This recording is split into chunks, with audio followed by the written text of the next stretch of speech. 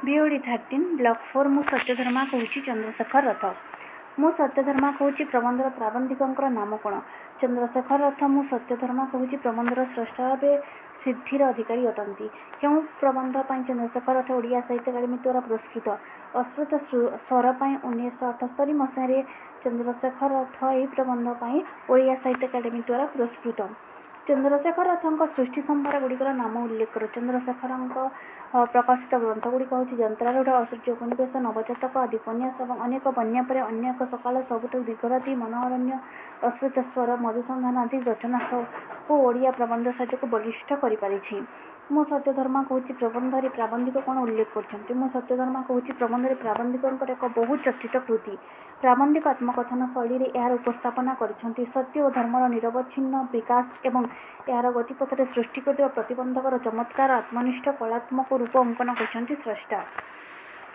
ବନ୍ଦୀ ଜଣକ ତାଙ୍କ ନିକଟରେ ଆସିଥିବା ଅଭିଯୋଗଗୁଡ଼ିକର ପୁଙ୍ଖାନୁପୁଙ୍ଖ କାହା ଆଗରେ ତର୍ଜମା କରିଛନ୍ତି। ସମ୍ପୂର୍ଣ୍ଣ ସତ୍ୟ କହିବାର ନିର୍ଭର ପ୍ରତିଶ୍ରୁତି ଦେଇ ବନ୍ଦୀ ଜଣକ ତାଙ୍କ ସମ୍ପର୍କରେ ଆସିଥିବା ଅଭିଯୋଗଗୁଡ଼ିକର ପୁଙ୍ଖାନୁପୁଙ୍ଖ ତର୍ଜମା କରିଛନ୍ତି ବିଚାରକଙ୍କ ଆଗରେ। ବନ୍ଦୀ ଜଣକ ବିରୁଦ୍ଧରେ ପ୍ରଥମ ଅଭିଯୋଗ କ'ଣ ଥିଲା?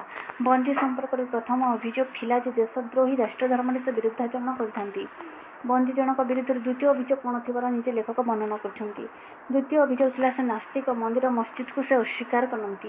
ଲେଖକଙ୍କର ବର୍ଣ୍ଣନାରେ ବନ୍ଦୀଙ୍କର ଅନ୍ୟ ଅଭିଯୋଗଗୁଡ଼ିକ କ'ଣ ଥିଲା? ଅନ୍ୟ ଅଭିଯୋଗଗୁଡ଼ିକ ମଧ୍ୟରେ ସେ ତଥାକଥିତ ଧନୀ, ମାନି, ଜ୍ଞାନୀମାନଙ୍କୁ ସର୍ବ ସମକ୍ଷରେ ଅପମାନିତ, ଲାଞ୍ଛିତ କରନ୍ତି, ତରୁଣମାନଙ୍କୁ ପ୍ରଭାବିତ କରି ଉତ୍ସୃଙ୍ଖଳ ଓ ଦିଗ୍ଭ୍ରାନ୍ତ କରିଛନ୍ତି, କୁଶିକ୍ଷା ଦେଇଛନ୍ତି। ସର୍ବଶେଷରେ ସେ ନିଜକୁ ପଣ୍ଡିତମାନ୍ୟ, ଅହଙ୍କାରୀ ଓ ଦାମ୍ଭିକ ଭାବରେ ଉପସ୍ଥାପନ କରିଛନ୍ତି।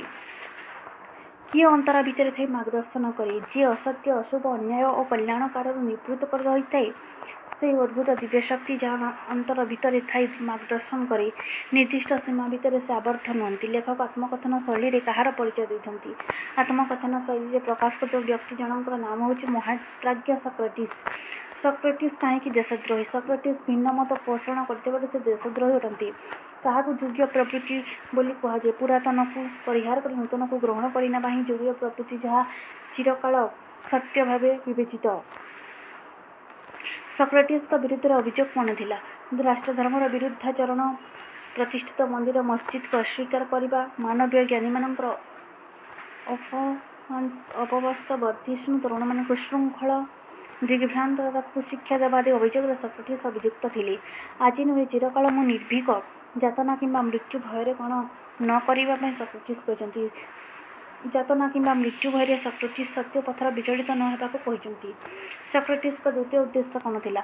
ଯେହେତୁ ନ୍ୟାୟର ତୁଳନା ଦଣ୍ଡରେ ଉଭୟ ପକ୍ଷ ସନ୍ତୁଳିତ ହେଲେ ହେଁ ବିଚାର ସମ୍ଭବ ଓ ସପକ୍ଷ ପରପକ୍ଷର ଯୁକ୍ତି ଉପରେ ସିଦ୍ଧାନ୍ତ ନିର୍ଭରଶୀଳ, ସେହି ନ୍ୟାୟ ବିଚାର ସକାଶେ ସକ୍ରେଟିସ୍ ଯାହା ସତ୍ୟ ତାହା ଉପସ୍ଥାପିତ କରିବା ତାଙ୍କର ଦ୍ୱିତୀୟ ଉଦ୍ଦେଶ୍ୟ ଥିଲା।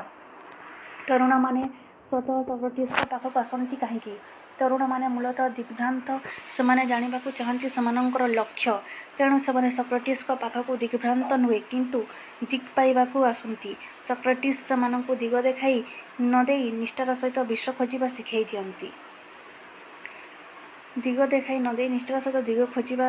ଶିଖାଇ ଦିଅନ୍ତି। ସକ୍ରେଟିସ୍ଙ୍କର ଏକମାତ୍ର ଉଦ୍ଦେଶ୍ୟ କ'ଣ ଥିଲା? ସକ୍ରେଟିସ୍ଙ୍କ ଏକମାତ୍ର ଉଦ୍ଦେଶ୍ୟ ଥିଲା କେବଳ ସତ୍ୟର ଅନୁସନ୍ଧାନ। ସତ୍ୟ ତାଙ୍କ ଜୀବନର ବୃହତ୍ତର ମୂଲ୍ୟ। ସକ୍ରେଟିସ୍ ନ୍ୟାୟାଳୟରେ କ'ଣ ସ୍ୱୀକାର କରିଛନ୍ତି? ନ୍ୟାୟ ଆସନରେ ବସିଥିବା ବିଚାରପତିଙ୍କର ଆଶାନୁରୂପ ବକ୍ତବ୍ୟ ଦେଇପାରି ନଥିବାରୁ ସକ୍ରେଟିସ୍ ନାଚାର ହୋଇଛନ୍ତି। ସେମାନଙ୍କୁ ପ୍ରୀତ କରି ସେ ପାରିଲେ ମୃତ୍ୟୁ ଯେ ଅନିବାର୍ଯ୍ୟ ସେ ତାହା ପ୍ରକାଶ କରିଛନ୍ତି। ଜରାଜୀର୍ଣ୍ଣ ବୟସରେ ମୃତ୍ୟୁକୁ ସ୍ୱୀକାର କରିଛନ୍ତି। ସକ୍ରେଟିସ୍ଙ୍କ ପାଖରେ କେତୋଟି ପଇସା ଥିଲା? ସକ୍ରେଟିସ୍ଙ୍କ ପାଖରେ 3ଟି ପଇସା ଥିଲା। କେଉଁମାନେ ସକ୍ରେଟିସ୍ଙ୍କ ଶିଷ୍ୟ ଥିଲେ? ପ୍ଲାଟୋ, କ୍ଲିଟୋ, ପଦ୍ମପାଦ, ସୁରେଶ୍ୱର, ବିବେକାନନ୍ଦ ଆଦି ତାଙ୍କର ଶିଷ୍ୟ ଥିଲେ।